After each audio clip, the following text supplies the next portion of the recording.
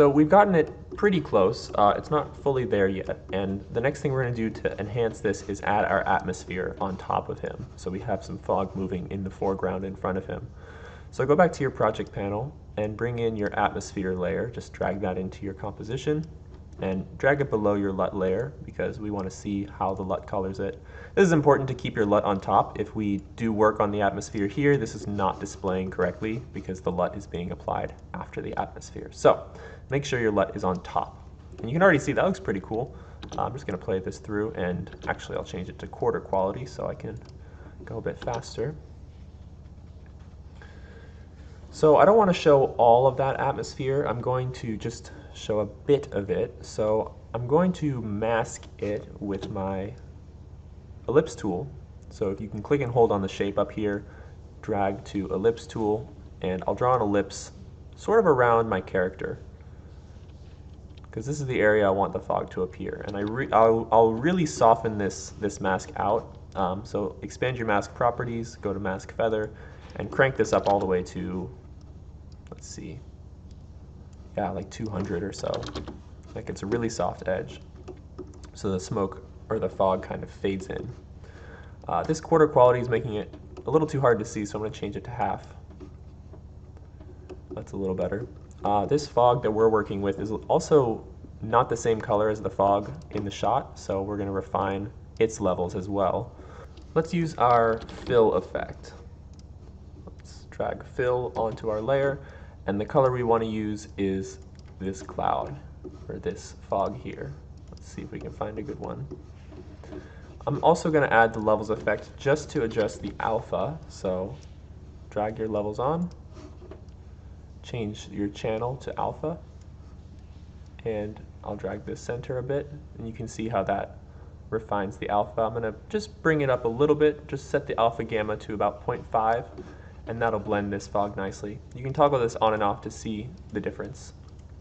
It's just a little bit too bright still, so I'm going to change back to the RGB and bring my output white just down a bit. So I like how that's looking, but let's see how it's moving. So I'm going to hit play. And you don't have to play the whole thing. Sometimes it's just a little section that you need. And I can already see that I want to increase the amount of fog that I have on top of him. So I'm going to bring my alpha up some more. So I'll select my atmosphere. I'll increase this gamma here. Or actually, no, I need to change to my alpha channel. And I'll adjust my alpha gamma further.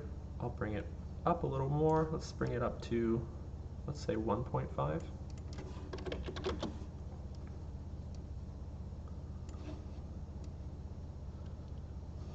And I'll also bring the alpha input white here, the arrow on the top right, I'll bring this all the way down to about 0.5. Because we're seeing the levels that we have to work with here on the histogram. So I want to set the white point to be even higher. And now, as you adjust the gamma, you can really see the thickness of the fog.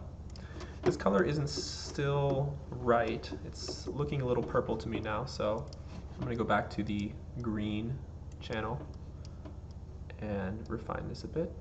So I want to bring up the black point.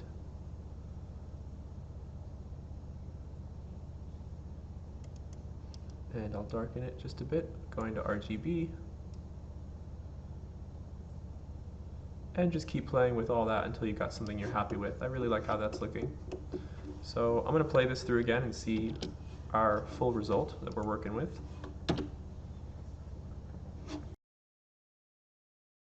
Okay, nice. That's looking cool, but I'm seeing a few issues, mostly regarding the mask that we drew around our fog. So at the end here, we're seeing all this fog appear within this mask that we drew for our atmosphere. So I don't want that to happen.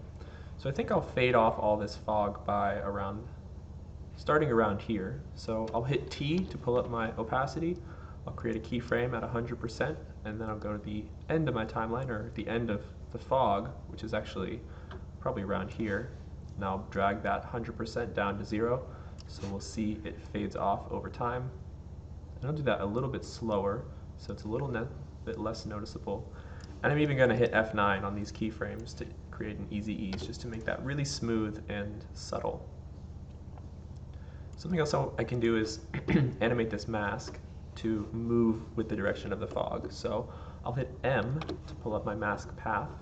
I'll hit the keyframe on that. And then I'll animate this mask path to move with the fog. So I want it to end up around here. And then it can start further on the right around. Well, I kind of like around where it was because I don't want to reveal this fog yet, so I'll keep it right there. And I'll just bring these to the beginning and ends, hit F9 on them to smooth them out, and let's see that.